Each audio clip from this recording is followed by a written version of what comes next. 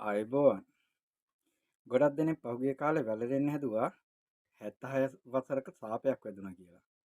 ඒ 76 වසරක සාපයක් වැදුනා කියලා ඉවරලා කිව්වේ අද තියෙන තාක්ෂණික ලෝකෙට යන්න උදව් කරපු මග පාදපු ම්, එදා ඒ මිනිස්සු හිතලා බලලා වැඩ කරපු නිසා වෙන්නේ නැතිනේ. දන්නේ නැත්නම් ගොඩක් දෙනෙක්ට දැනගන්න කාරණාවක් තමයි ලංකාවට රූපවාහිනිය ගේන්නේ එක්සත් ජාතික පක්ෂ රජයක් තියෙනවා.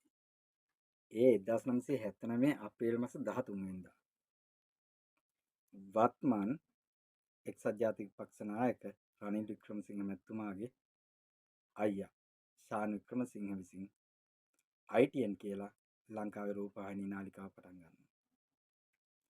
දැන් ඔහු විසින් TNN රූපවාහිනියක ගෙන ගියාට එදා ITN රූපවාහිනිය පටන් ගන්නෙ එහෙම.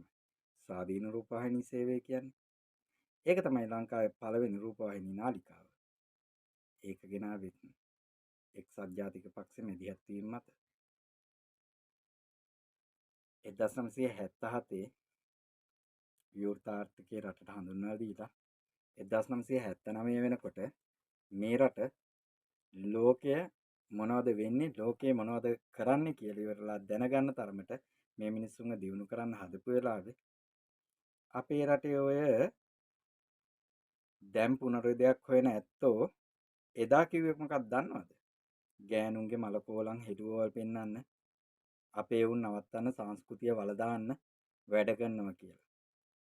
ඇත්තට මෙහෙම දෙයක් වුණාද? රූපවාහිනිය හඳුන්වලා දීලා ගොඩක් දේවල් සිද්ධ වුණානේ. ලෝකේ වෙන්නේ මොනවද? රටේ වෙන්නේ මොනවද කියලා ඉවරලා මිනිස්සු හොඳින් දැනගන්න පටන් ගත්තා. ඒ විතරක් නෙමෙයි.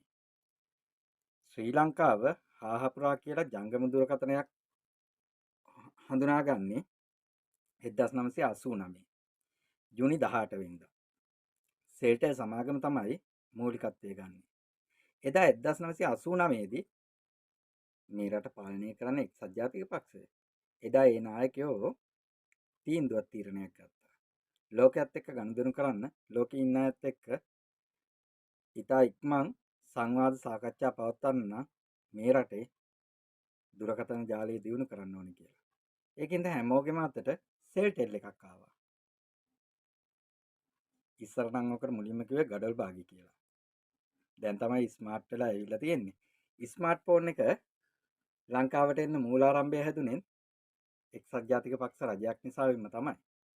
ඩේටා ග්‍රෑම් ක්‍රමයට මුලින්ම තොරතුරු හුවමාරු කරගත්තට අන්තර්ජාලය කියලා ඒක දියුණු වෙන්නේ 1969